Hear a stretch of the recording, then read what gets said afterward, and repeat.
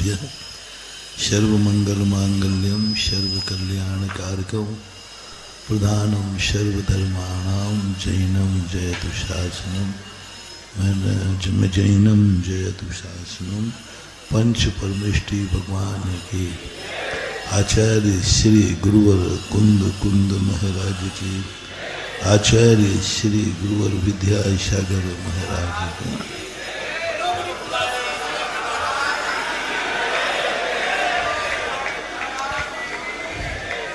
कायदा से आज पूरा समय पूज्य सागर का था। हम उनकी अनुमति लेके सुनने आए थे तो मैं भी चलूं क्या,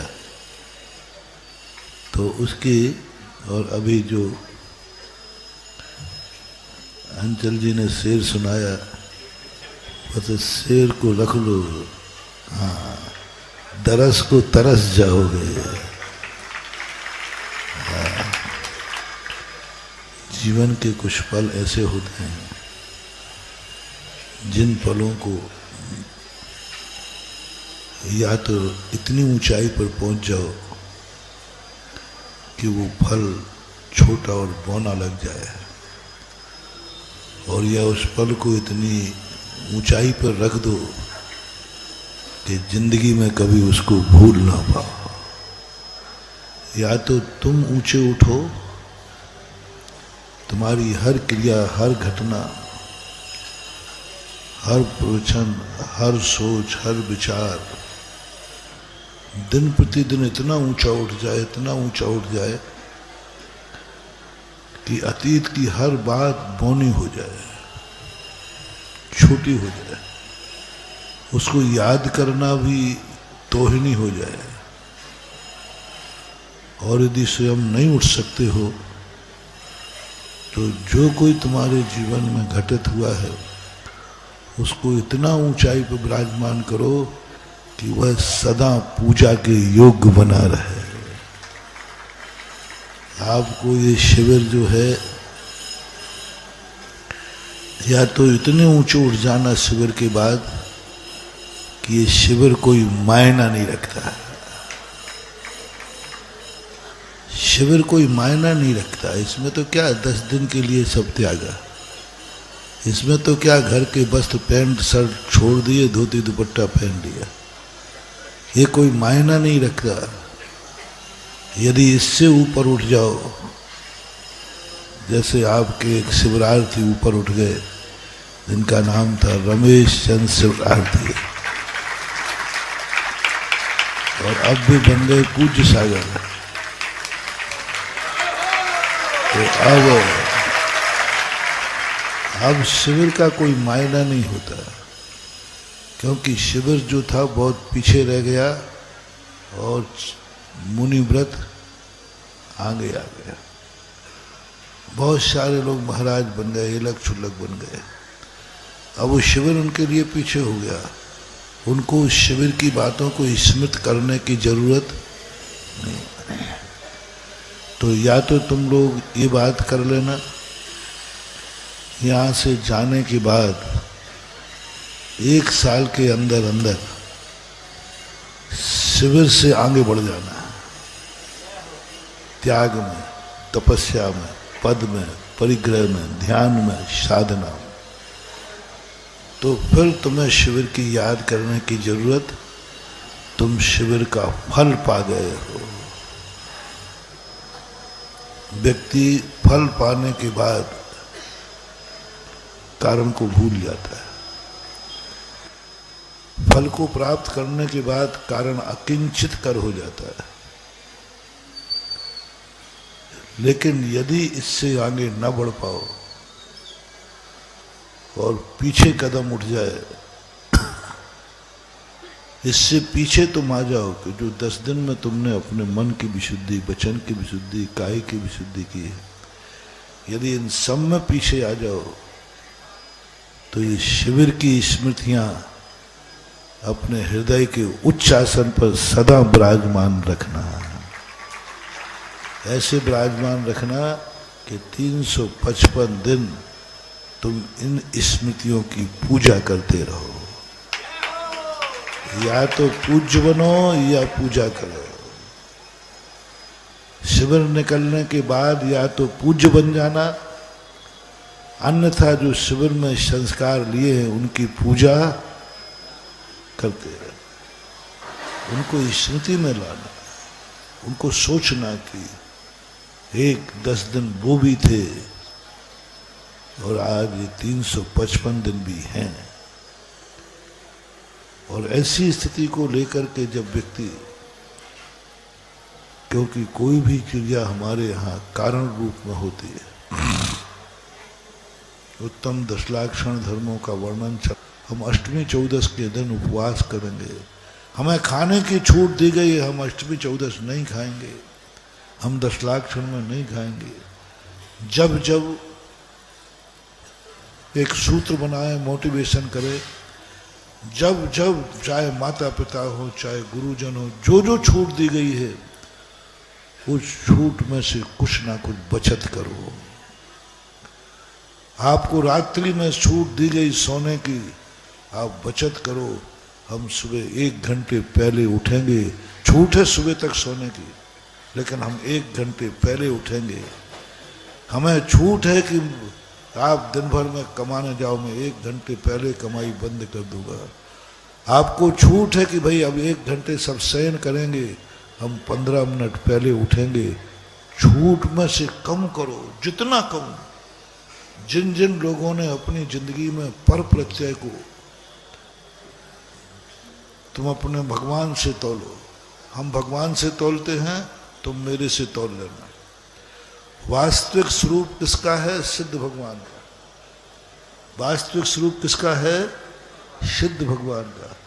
अब सिद्ध भगवान के बाद अपन आते हैं अरहंत भगवान को ले लो।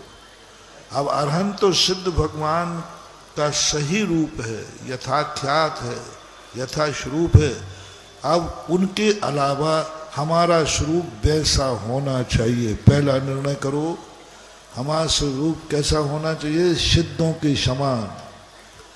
मेरा सिद्ध स्वरूपी स्वरूप है, मेरा अरहंत स्वरूपी जिन मुद्रा है मेरी। अब उनके अलावा आपके पास क्या अधिक है जो उनके पास नहीं है और तुम्हारे पास है? भगवान के दर्शन करने ऐसे नहीं जाया करो। दर्शन करने का अर्थ है तुलना करो, क्या इनके पास नहीं है और क्या मेरे पास है। क्या वो नहीं कर रहे हैं, मैं कर रहा हूं। क्या वो नहीं सोच रहे हैं, मैं सोच रहा हूं। क्या वो नहीं देख रहे हैं, मैं देख रहा हूं। बस ये तुलना किया करो, तो नोट करो जो जो चीजें तुम्हारे पास सिद्ध भगवान के अलावा हैं, अरहंत के अलावा हैं, हम मुनियों से कहा गया सिद्ध को समान तेरा स्वरूप था, सिद्ध समान तुझे रहना था, लेकिन बोल सिद्धों के अलावा तेरे पास क्या क्या छूट ले ली। तुरंत कहा ठीक है, जो जो छूट तूने मुनि अवस्था में ली है, सिद्धों में नहीं थी, उसको सीमित करो। वो बोलते नहीं हैं, तुम बोलना सीमित करो। वो देखते नहीं हैं, तुम देखना सीमित करो। वो कुछ करते नहीं हैं, तुम करना कम से कम वो हमेशा नहीं करते। तुम 2 घंटे सामयिक में बैठकर कुछ मत करो, उसका दुरुपयोग मत करो। हमें तो छूट है, हम तो मुनि महाराज हैं, हमें बोलने की मनाही थोड़ी है, हमें तो छूट है। नहीं, छूट का दुरुपयोग मत करो। छूट को अपने आप में, उसके जीवन को, वो छूट को समझो दुर्भाग्य। छूट को समझो, सुनना, अरे हमें तो छूट दे दी महाराज ने, हमें छूट को समझो दुर्भाग्य। मैंने एक दिन कहा था, बड़ों की जब जब तुम्हारे ऊपर कृपा करे तब तक तुम अपना दुर्भाग्य समझना। बड़ों का सहारा जब जब लेना पड़े दुर्भाग्य समझना। बड़ों के सहारे पर चलना पड़े दुर्भाग्य समझना। बड़ों का आलम्बन लेना पड़े दुर्भाग्य समझना। पर का सहारा लेना पड़े दुर्भाग्य। जब जब किसी भी चीज का भगवान का भी सहारा लेना पड़े सौभाग्य नहीं है, गुरु का सहारा लेना पड़े सौभाग्य नहीं है। यहाँ तक कि जैन दर्शन आकिंचन धर्म है, नमोकार मंत्र का सहारा लेना भी सौभाग्य नहीं है। किसी भी पर पदार्थ, चाहे भगवान से लेकर कोई भी पर पदार्थ हमारी जिंदगी में यदि छूट मिल रही है, सहारा लेने की बात कही, कोई कुछ नहीं, वैलिड है। भगवान का नाम लेना वैलिड है। मुनि महाराज जो बड़े मुनिराज होते हैं, जब जब उन्हें नमोकार मंत्र की माला फेरना पड़ती है, वे अपना दुर्भाग्य मानते हैं, धिक्कारते हैं कि हे भगवान कैसा पापी हूं मैं, मुझे आपका सहारा लेना पड़ा। मुनि बनने के बाद आपका सहारा ले रहा हूं। कोई बड़ा लड़का हो, 20-25 साल का हो गया हो और माँ के बिना नहीं चले तो सौभाग्य की दुर्भाग्य, पिता के सहारे के बिना नहीं चल पाए तो सौभाग्य की दुर्भाग्य। नहीं, हम तो जिंदगी भर माँ की गोदी में चलेंगे, ये सौभाग्य नहीं दुर्भाग्य है। ऐसे ही मुनि बनने के बाद नमोकार मंत्र, मुनि बनने के बाद भगवान की माला, मुनि बनने के बाद भगवान का आलम्बन लेना, ये सौभाग्य नहीं, उत्तम आकिंचन धर्म मुनियों को कहता है। ये दुर्भाग्यमान, और दुर्भाग्य को कभी भी मार्ग मत बना देना, ये अपवाद मार्ग है। आप ग्रस्त हैं, आपको बहुत बड़ी छूटें दी गई, त्याग धर्म ने छूट दे दी, स्वीकार भी कर लिया महाराज ये ठीक है, हमें सब करने की छूट दे दी, इतने तो कहा है कि 1% दे देना। क्यों ना सारे डाकुओं से कह दिया जाए, डाका डालो, जितनी चोरी करो 25% खाते में जमा कर देना। राजा कह दे छूट करो, जो तुम्हें करना है, जो कमाई करो सब में। कैसा रहेगा? जैसे तुम्हें कमाई में की, ऐसे डाकुओं को कह देवे, अनर्थ हो जाए। त्याग धर्म के दिन जो तुम्हें छूट दी है, क्यों आया आकिंचन धर्म?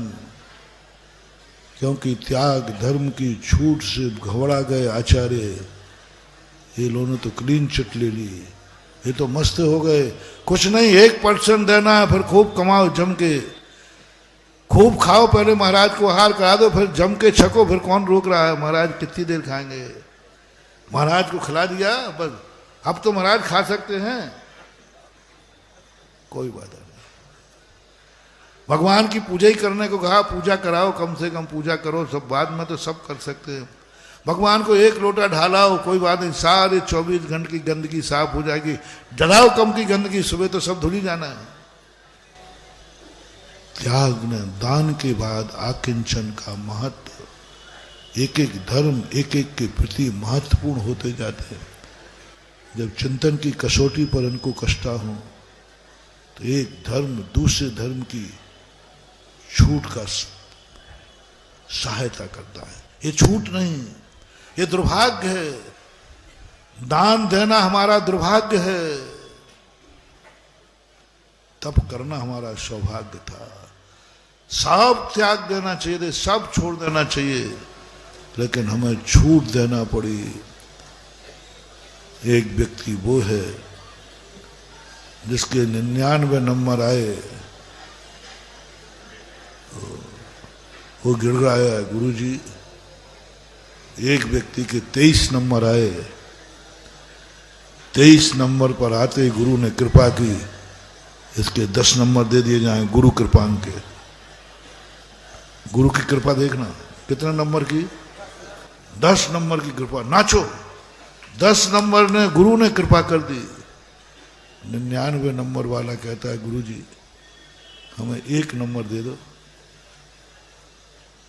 कितना मांग रहा है? बस 1 नंबर दे दो गुरुजी, तुम्हारे पांव लगे हैं। पूरे कोई कानून नहीं है।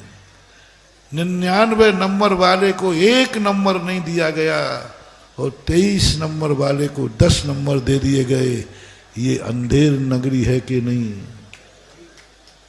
कितना अनर्थ है। 10 नंबर कोई मायने रखता है? वो कह रहा है 1 नंबर दे दो गुरुजी, मैंने सब कुछ कर लिया, 99 तक पा लिया, कोई प्रावधान। पास होने वाले के लिए कोई भी 1 नंबर की छूट नहीं है। पास होने वाले को 1 नंबर की भी छूट नहीं है, 1 नंबर की भी नहीं। एक तो क्या, आधे नंबर की भी छूट नहीं। सारी छूटें किसको हैं?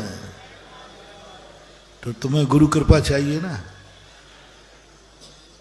गुरु कृपा चाहिए, दुर्भाग्य है।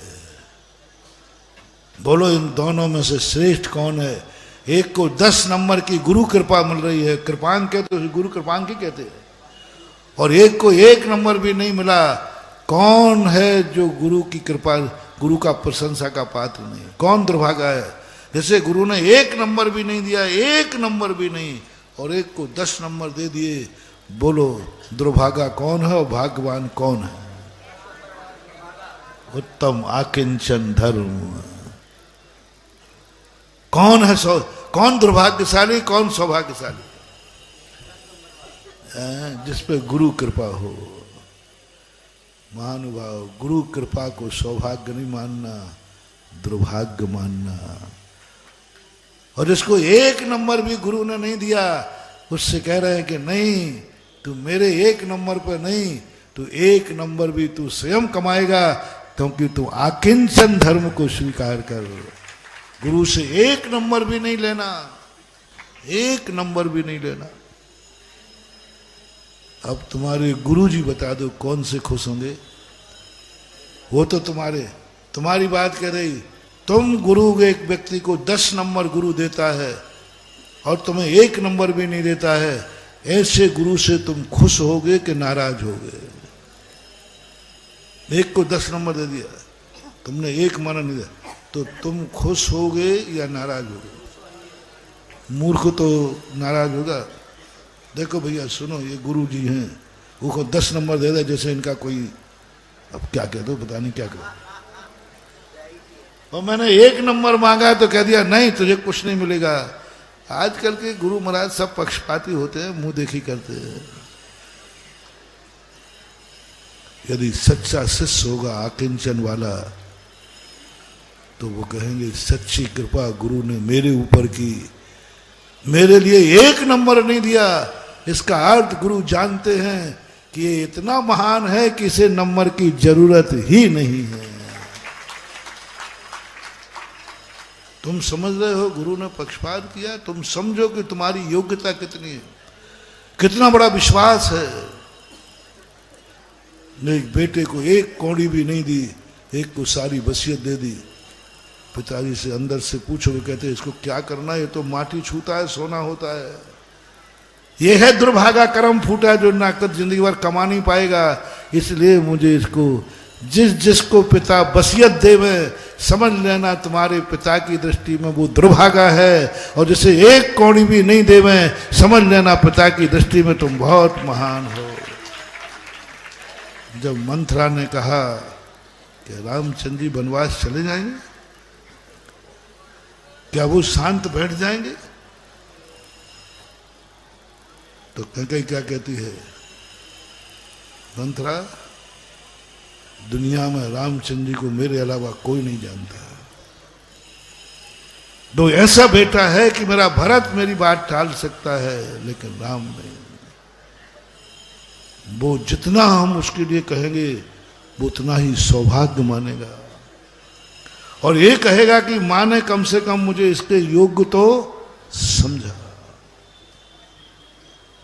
1 कौड़ी नहीं मिल रही है तुम्हें, समझ लेना। पॉजिटिव थिंकिंग और आज पावर थिंकिंग।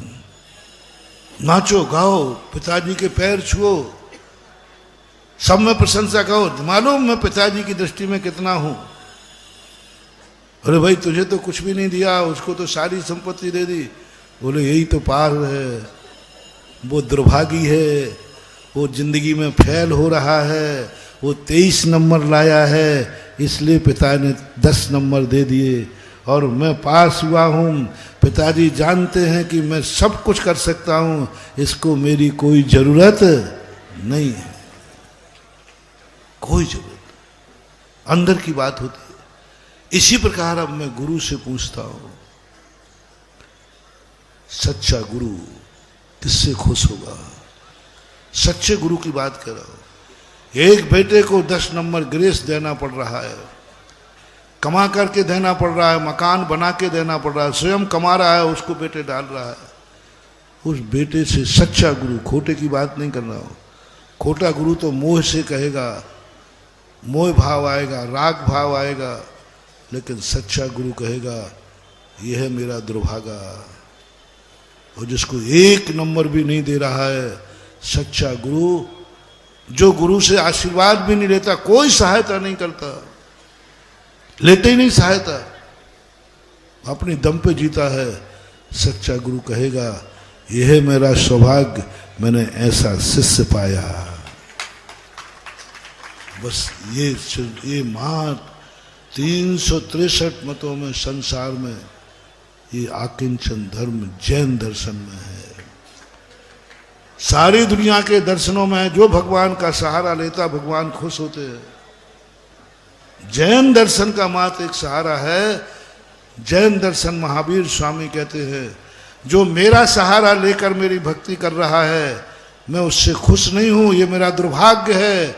और जो मेरा बिना सहारे के बिना अपने आत्मा का ध्यान कर रहा है वो मेरा सौभाग्य है कि ये मेरा जैनी है। जैन दर्शन भक्ति नहीं चाहता। तो भगवान भी कहते हैं जैसे एक पिता बेटे को देखना चाहता है कि मेरे बिना सहारे के जाए, वो पिता शांति से मरता है कि अब बेटा अपने पैर पर। ऐसा ही महावीर स्वामी कहते हैं, धन्य है रे मुनि तू मेरे सहारे के बिना जी गया। आज सामायिक मेरा नाम लिए बिना कर ली और कोई राग द्वेष नहीं हुआ, कोई कषाय नहीं आई, कोई परिणामों उद्वेलना नहीं आई, मेरा नाम भी नहीं लिया। इतनी क्षमता, नमोकार मंत्र में नहीं पढ़ा और सामायिक हो गई, किताब खोल के देखी नहीं फिर भी ज्ञान हो गया। ईर्या समिति का प्रयोग नहीं कर गया फिर भी 24 घंटे निकल गया। मैंने ईर्या समिति की छूट दी थी, भाषा समिति की छूट दी थी, चलो फिरो, और तूने इनका उपयोग ही नहीं किया। भगवान ने छूट दी है हमें 28 मूल गुण पालन करने की और हमें उनकी जरूरत ही नहीं पड़ी। भगवान कहते वाह, छूट देने का इसने लाभ नहीं उठाया बल्कि छूट मिलने पर उस छूट का उपयोग ही नहीं किया। छूट लगेगा और जन्म में मिलेगी छूट और छूट का उपयोग मिलेगा। बाप से संपत्ति मिलेगी, देगा बाप, ठीक है पिताजी लेता हूं पिता की संपत्ति, लेकिन रख लेना, उपभोग मत करना, उपयोग मत करना। इसी ललित नगरी का उत्तम आकिंचन का एक बहुत बड़ा प्रतीक है। यही चीज आपको सब मिला है मानवा, कल सब छूट दे दी है। आकिंचन धर्म कहता है कि नहीं, विचार करो, जो छूट दी गई है उसको भी छोड़ना है, जो छूट दी गई है उसको भी छोड़ना है। तुम्हें 2 जोड़ी कपड़े की छूट दी गई है, अब महाराज अपन को तो छूट तो है ना, नहीं नहीं, आकिंचन धर्म कहता है ये तो त्याग दिन के दून दी थी, तुम गिड़गड़ा रहे थे, तुम रो रहे थे, तुम ठुठुर रहे थे, तुम्हें लज्जा आ रही थी, तुम्हें शर्म आ रही थी, हैं, तुम्हें शर्म लग रही थी, धर न सके दीन संग, अंदर विषय वासना बरते, बाहर लोक लाज भय भारी, तात परम दिगंबर मुद्रा, धर न सके दीन संसारी। तुम्हें शर्म आ रही थी, लज्जा आ रही थी, विकारों से इसलिए क्या ओढ़ ले 2 दुपट्टा, छूट दी गई थी मजबूरी में। लेकिन आकिंचन धर्म कहता है ये धोती दुपट्टा भी छोड़ना है, जो छूट दी गई वो छोड़ना है। सब तो तुमने त्याग कर दिया था, ये बचा, आज ये भी छोड़ना है। आपको जितने धन दौलत की छूट दी गई थी वो भी छोड़ना है, जो भोजन की छूट दी गई थी वो भी छोड़ना है। आकिंचन धर्म कहता है दान देकर भोगना नहीं है, जो भोगने को बचाए उसको भी आज दान भी खत्म कर दिया। बहुत सारे लोग कहते हैं टैक्स भरे जाओ, कमाए जाओ, बहुत सारे लोग दान दिए जाओ, करे जाओ, अपन को तो छूट है बोलने की। भाषा समिति से बोलूंगा, दिन में बोलूंगा, रात में बोलूंगा, नहीं, छूट नहीं। इसी ललित नगरी में एक बरांग नाम का व्यक्ति हुआ है। वो अपने पिताजी बहुत चाहते थे उसे, बहुत चाहते, और वो इतना स्वाभिमानी था कि वो पिता की राजगद्दी लेना नहीं चाहता था, और पिता उसी को राजा बनाना चाहता था। वो राजगद्दी लेना नहीं चाहता। एक दिन भाग गया, राजगद्दी मिल गई। एक वो थे कि राजगद्दी दी नहीं, राजगद्दी दी नहीं। एक वो व्यक्ति है जिसे कर्म ने कुछ दिया नहीं। हाँ, वो भी है जिन्हें कर्म ने कुछ नहीं दिया,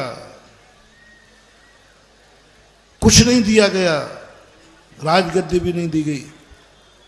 और एक वो है जो सब तरफ से मिल रही है, कर्म से भी मिल रही है, लेकिन वे स्वीकार नहीं करते, स्वीकार नहीं करते। साधु को देखना, सबसे ज्यादा चौके में तुम थाली लिखाते हो, सब दे रहे हो, नहीं खाऊंगा तो तुम्हें दुख होगा।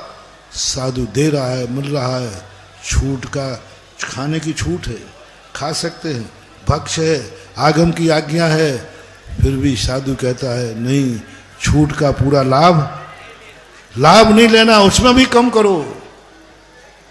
बरांग भाग गया। भागते भागते यहाँ आया। ललित नरेश रहे होंगे, कभी नाम बदलते रहते हैं। ललित नगरी था, ललित राजा था। उसने एक मथुरा नरेश से युद्ध चलना था, आगम की कहानी। वो जीत नहीं पा रहा था। उसने डंडोरा पीट दिया, जो मेरे राज्य को जीतेगा, जो फलाने राजा को जीतेगा, मैं उसको आधा राज्य दूंगा और मैं अपनी कन्या का विवाह करूंगा। बरांग ने सुना, बीड़ा उठा लिया। उठाते ही युद्ध हुआ। बरांग ने मथुरा नरेश को जीवित ला करके लाला ललित के सामने रख दिया। लाता राजा ललित कहता है, मेरे संकल्प के अनुसार मेरी कन्या का विवाह तुमसे होगा, आधा राज्य मैं तुम्हें देता हूं। बरांग कहता, मैंने बाप का ही नहीं लिया तो ससुर का क्या लूंगा? मैं बाप की संपत्ति पर नहीं जिया तो ससुर का क्या लूंगा? मैं बाप की संपत्ति को ठुकरा दिया तो ससुर की क्या संपत्ति लूंगा? उसने कहा, साहब ये तो मैं स्वीकार नहीं करूंगा। रही बात, मैं श्रावक हूं, कन्या को स्वीकार कर सकता हूं, लेकिन राज धन दौलत को स्वीकार नहीं करूंगा। ललित राजा कहता, मैं भी क्षत्रिय हूं, जो कह दिया है वो तो लेना पड़ेगा। पंचायत बैठी, पंचायत में निर्णय हुआ कि ललित राजा है, तुम एक सामान्य श्रावक हो, राजा की प्रतिज्ञा भंग नहीं होना चाहिए, तुम्हारी प्रतिज्ञा भंग हो जाए तो हो जाए। देखना महानुभाव, आकिंचन धर्म तुम्हारे पास है। जो मैं कह रहा हूं, छूट का भी उपयोग नहीं करता सही स्वाभिमानी। छूट है, ये ले सकते हो, कोई आगम से बाधा नहीं है। जो और महान मुनिराज होते हैं, बड़े बड़े जो चतुर्थकारी ने, उनको सब छूटें थी। वे चतुर्मास में यहां वहां चल सकते थे, लेकिन उन्होंने छूट का फायदा नहीं उठाया, ध्यान में बैठ गए। वो हार को उठ सकते थे, लेकिन 4 महीने का उपवास कर लिया। वे बोल सकते थे, भाषा समिति से मौन ले लिया। सब कुछ मिल रहा है, छूट मिल रही है। आपको भी जो जो छूटें तुम्हें गृहस्थ में दी गई हैं, उन छूटों को छूट मानकर स्वच्छंद मत हो जाना। जो जो वैलिड है वो भी एक दिन छोड़ना है। ललित नरेश में बरांग ने कहा, ठीक है, मुझे स्वीकार है। ले लिया, लेकिन उसने कहा कि नहीं, मैं ले तो लिया मैंने, अब आधा राज्य मेरा है, मेरी संपत्ति है। उत्तम आकिंचन धर्म प्रकट हुआ। उसने कहा, जो संपत्ति मुझे मिलेगी, ललितपुर के चारों ओर जनेन देव के मंदिर बना दो। ये 2 कहानियां हैं। देवपद खेपद के लिए राजगद्दी मिली, हमने सुनाया था एक दिन, संवेद शिखर की वंदना से। जब वो आए, बोले कि बिना उसकी भी तो जिंदगी चल रही थी, थोड़ी परेशानी चल रही थी, ये धन दौलत का क्या करेंगे। ये जिनेंद्र भगवान के दर्शन से मिला है, जिंदगी तो सामान भी चल जाती है। उन्हें जो कुछ भी सेठ के द्वारा वसीयत में मिला था, सारा धन देवगढ़ में लगा दिया और देवगढ़ के मंदिर बना दिए। उत्तम आकिंचन धर्म जो मिला है, जो है, जो वैलिड है, वो भी मेरा स्वभाव नहीं है, क्योंकि ये पर है, क्योंकि पर है। कभी कभी महानुभाव इतराया मत करो, मैंने तो अब महाराज की आज्ञा मान ली, आगम की आज्ञा मान ली। श्रावक के लिए कोई दोष नहीं है कपड़े पहनने में, कोई दोष नहीं है 2 टाइम खाने में, कोई दोष नहीं है व्यापार करने में। बस महाराज ने कह दिया दान देते जाओ, करते जाओ। ये जो धारणा तुम्हारी बन गई है, पाप करते जाओ, पुण्य करते जाओ, कितना ही कुछ कर लो, शाम को प्रतिक्रमण कर लो, तस्मच्छामि।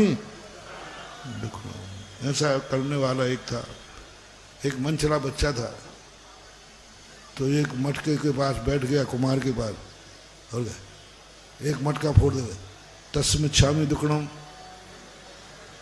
दूसरा फिर तस्मच्छामि दुक्कड़म। कुमार ने कहा क्या कर रहा है? बोले मटका फूट गया, क्षमा तो मांग ली, और क्या चाहता है? तस्मच्छामि दुक्कड़म। कुमार ने कहा अच्छा तस्मच्छामि दुक्कड़म। उसने एक जम के झापड़ दिया,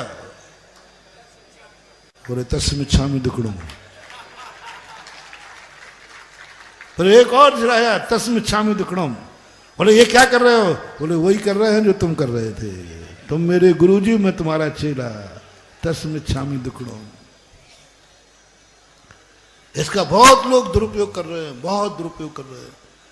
उत्तम आकिंचन धर्म एक ऐसी शक्ति दे रहा है कि जो जो तुम्हारी जिंदगी में छूट हो, चाहे श्रावक हो, चाहे मुनि हो, चाहे तुम्हारा घर हो, चाहे कुछ हो, चाहे बेटा हो, चाहे पिता हो, चाहे पति हो, चाहे पत्नी हो, चाहे भाई हो, चाहे बंधु हो, जो जो तुम्हारे लिए छूट मिली है, बस आज उनकी निंदा करना है।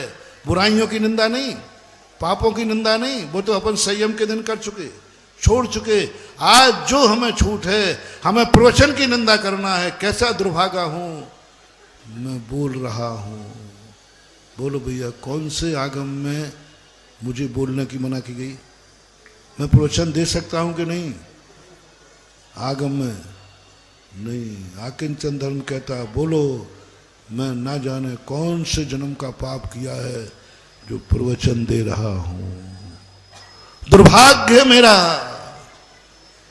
सौभाग्य तो वो था कि मुझे वचन गुप्ती में लीन रहना चाहिए था, लेकिन ये जो बोलने की छूट दी गई है, ये 10 नंबर का ग्रेस दिया गया है। यानी हम फेल थे तो उन्होंने कहा बोल लेना। पहले तो क्या कहा था? मौन रहना। फिर उन्होंने कहा मेरे से तो नहीं चलेगा, फेल हो गया ना तो ठीक है। उन्होंने कहा भाषा समिति से बोलना। ये भाषा समिति 10 नंबर के गुरु कृपांक हैं। सौभाग्य मानू के दुर्भाग्य मानू। चल रहा हूं, देख के चल रहा हूं, हिरिया समिति से चल रहा हूं। मैंने कौन सा पाप किया जो मैं हिरिया समिति का पालन करना पड़ रहा है? बहुत बड़ी चीज है महानुभाव। महाव्रतों में अभी तक यही सुना है, बड़ भागी रत्नत, बड़ भागी हैं रत्नत्रय धरे, बड़ भागी हैं जो मुनि महाराज हैं, 28 गुणों का पालन कर रहे हैं, वे बड़ भागी हैं, बहुत बड़ो। तुम भी बड़ भागी कहते हो, महाराज भी, लेकिन उत्तम आकिंचन धर्म कहता है मान के मैं दुर्भागी हूं, क्योंकि मैं देख के चल रहा हूं, आगम की छूट है। सच्चा मुनि कहता है भगवान, ये छूट का उपयोग, ये ईरिया समिति, इसका अर्थ है कि आपने जान लिया कि मैं फेल हो गया हूं बाहुबली जैसा ध्यान करने में, इसलिए कहा जा तुझे ईरिया समिति की छूट देता हूं। एक बार आहार करने जाता है व्यक्ति, आगम की छूट है, कोई दोष नहीं है, मुनि व्रत में कोई दोष आने वाला नहीं, कोई दोष आने वाला नहीं। इसलिए आकिंचन धर्म कहता है, सच्चा मुनि कहेगा हे भगवान मैंने कौन से पाप किए, कोई बाधा नहीं है, मुझे आहार लेना पड़ रहा है। सही तो वो था कि मैं दीक्षा के दिन मोक्ष पर्यंत निराहारी रहता, लेकिन मैं फेल हो गया, इसलिए एक भुक्ति रख दी गई। एक भुक्ति किन मुनिराजों को रखी गई है? एक बार खड़े होकर भोजन कर लेना, इसमें अहंकार नहीं करना। देखो मैं महावीर की आज्ञा का पालन कर रहा हूं, महावीर ने जो कहा वो करा। अरे दुर्भागा कहीं का, ये महावीर ने मजबूरी में तेरी पे दया करके दी है। महावीर तो चाहता यही था कि दीक्षा के बाद बाहुबली जैसा बैठा रहे, आहार को उठे ही नहीं। ये है उत्तम आकिंचन धर्म। अब उतना तो नहीं कर पाओगे, कम से कम आहार को जाते समय सौभाग्य नहीं मानना। क्या मानना? दुर्भाग्य मानना। आकिंचन कह रहा है कम से कम ये तो कह दे आहार को जाते समय दुर्भाग्य है। 28 पिछी लगाना। ओह तुम कहते हो ना, पीछे रे पीछे तूने कौन सा पुण्य किया है, राजों ने हाथों में थाम लिया है, और हम आज उत्तम आकिंचन धर्म। बोलो पिछी की छूट भगवान ने दी है कि नहीं? मुनिव्रत तो खंडित नहीं हो रहा? नहीं हो रहा है। हमारा दुर्भाग्य है, दुर्भाग्य है जो मुझे पिछी लेना पड़ी। गुरु ने, भगवान ने दी है पिछी। कांप गया सच्चा मुनि, गुरुदेव पिछी दे रहे हो, इसका अर्थ है कि मैं फेल हो गया हूं, फेल हो गया हूं। मैं बाहुबली भगवान जैसा नहीं बैठ सकता, इसलिए कहा है पिछी लेके चल, उठना बैठना करना। ये दुर्भाग्य है। कमजोर मुनियों का साधन है पिछी। जो बलजोर मुनिराज होते हैं, तीर्थंकर बाहुबली जैसे, उनको पिछी की कोई जरूरत नहीं होती। ये तो गुरु कृपा है, कृपांक है। जब जब मैंने पिछी देखी तब तक मेरा दुर्भाग्य है। मैंने कौन से पाप किए कि मुझे पिछी का सहारा लेना पड़ रहा है? कोई बाधा नहीं, आगम से बाधा नहीं, साथ से बाधा नहीं, लेकिन दी हुई छूट पर भी दुर्भाग्य जो मानता है वो आकिंचन धर्म को समझ सकता है। यानी सच्चे मुनि पिछी लेकर खुश नहीं है। ले तो लेंगे, लेकिन कब खुश होंगे?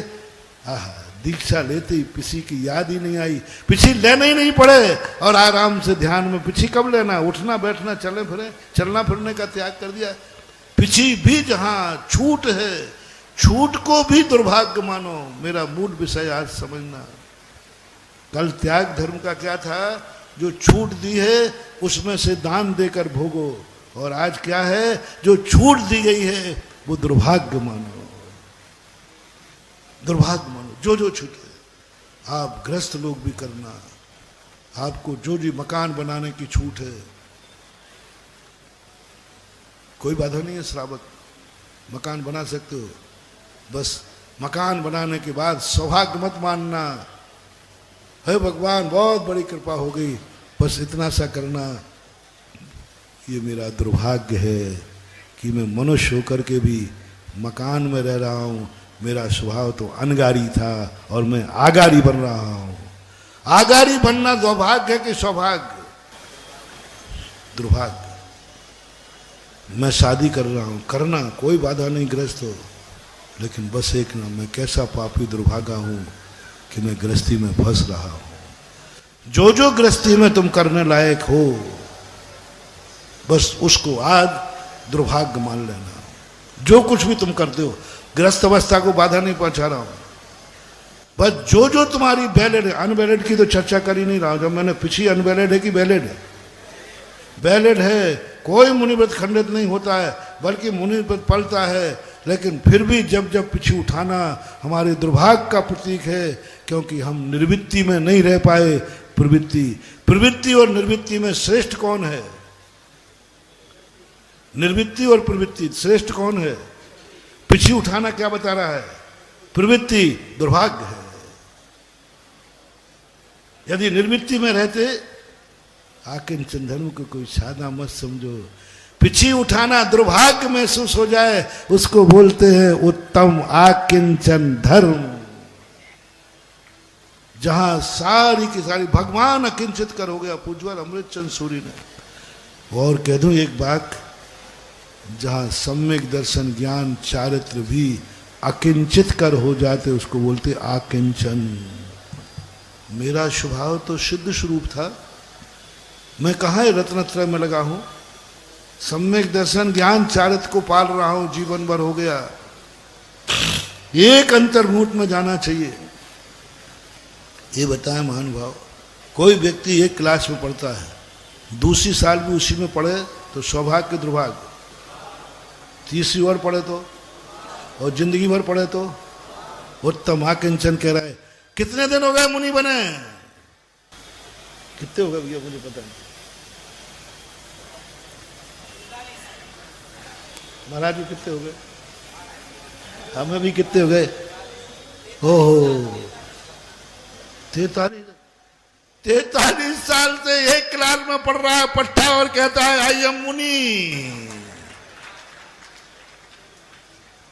एक अंतर्मुहूर्त की मुनि दशा थी। आकिंचनम एक अंतर्मुहूर्त की मुनि दशा थी और आज 43 साल से उन्हीं क्लास में पढ़ रहा है और फिर कहते हो जय जय गुरुदेव। उत्तम आकिंचन कहते शर्म कर, पूरी जिंदगी उसी क्लास में निकालेगा, उसी क्लास में निकालेगा। एक अंतर्मुहूर्त से ज्यादा यदि कोई मुनि रहता है मुनि पद पर, समझ लेना चाहिए उसके फेल होने की निशानी है। चाहे वो तीर्थंकर हो, चाहे बाहुबली हो, चाहे हम हो, कोई भी हो। एक अंतर्मुहूर्त में जो सीधा रहे बने मुनि और सीधा केवल ज्ञान प्राप्त करे वो मुनि पास है, बाकी सब फेल हैं। और हम क्या अहंकार कर रहे? देखा 43 साल से मुनिवत पाल रहा हूं, देखो तो सही, सोचो तो सही, देखो एक दिन नहीं 2 दिन, 43 साल से। उत्तम आकिंचन कह रहा है सौभाग्य की बात नहीं है रे, दुर्भाग्य की बात है कि एक अंतर्मुहूर्त के लिए जो पद था आज मैं 43 साल से वही पद पढ़ रहा हूं। पूजा करते समय कभी तुम्हें भाव आ जाए, एक पूजा में पूज्य बना जाता है। पूरी जिंदगी निकल गई पूजा करते करते, पूरी जिंदगी निकल गई पूजा करते करते, पूरी जिंदगी निकल गई सम्यक दर्शन प्राप्त करते करते। सम्यक दर्शन, सम्यक दर्शन, सम्यक दर्शन। अरे सम्यक दर्शन एक अंतर्मुहूर्त के लिए प्राप्त करना है। एक अंतर्भूत के बाद उस क्लास में हो, यानी तुम चौथा गुणस्थान। कितने साल पढ़ोगे चौथा गुणस्थान चौथी कक्षा में? ये आकिंचन, ये सब चीजों पर उपसंहार करके कहता हूं, जो जो तुम्हारे लिए छूट दी गई हैं, नैतिक हैं, कोई बाधा नहीं, कोई दोष नहीं है, उन छूटों के लिए उपयोग नहीं करना, कम से कम उपयोग करना। और उपयोग करते समय अपने आप को क्या मानना? बोलो ना, दुर्भाग्यशाली मानना कि ये जो हमारे दुख का प्रयोग कर रहा हूं दुर्भाग्य है, क्योंकि मेरा जीवन तो शुभ से भी ऊपर है। शुभ उपयोग को भी निषेध किया, अशुभ योग तो छूट गया संयम में। आकिंचन धर्म उस शुभ उपयोग पर आक्षेप कर रहा है। कब तक शुभ उपयोग करता रहेगा? शुभ उपयोग बड़ा, शुभ उपयोग में आना ही ऐसा लगे कि मेरा दुर्भाग्य है। पूजा करते समय कैसा लगे? बनना तो चाहिए था मुझे पूज्य, बनना तो चाहिए था मुझे पूज्य, और क्या बन गया? पुजारी। सौभाग्य की दुर्भाग्य। बस आज पूजा कल करते समय भगवान, हे भगवान मैं पापी, तुम्हारे जैसा पूज्य मुझे बनना चाहिए था, लेकिन मैं दुर्भागा, पूजा ही में अटक गया। आपकी कृपा है, आपने फेल नहीं किया, आपने तो मुझे पास ही किया है। लेकिन वो 10 नंबर का जो ग्रेस है, वो ग्रेस सौभाग्य का सूचक नहीं। समय आपका काफ़ी हो गया, अभी आपको और महाराज ने भी सुनाया, मैंने भी सुना दिया। थोड़ा समझो, जैन दर्शन की गहराई समझो। कहाँ त्याग के बाद आकिंचन पे मैं सोच के रह गया। मैंने कि आकिंचन की जरूरत क्या थी? टैक्स पेड हो गया, टैक्स पेड हो गया, दान हो गया, खत्म हो गया। आकिंचन कहता नहीं, ये तो छूट मजबूरी में दी है। इसलिए आज जिन जिन को जो जो छूटे हैं, जो जो छूटे हैं, उन छूटों को अपनी मजबूरी मानना, दुर्भाग्य मानना, उसको मार्ग मत समझना कि पीछे लेना उठाना ये मेरा मार्ग है। वो दिन कब आएगा जब पीछे की जरूरत ही नहीं पड़े। पीछे कब छूटे ये मैंने नहीं कहा, नहीं तो मामला गड़बड़ कर दो। मैंने ये कब नहीं कहा कि पीछे कब छूटे, मैंने ये कहा वो दिन कब आएगा जब पीछे की जरूरत ही ना पड़े। जैसे बाहुबली को पीछे की जरूरत नहीं पड़ी, ऐसा परिणाम चले सब लोग महावीर भगवान ने।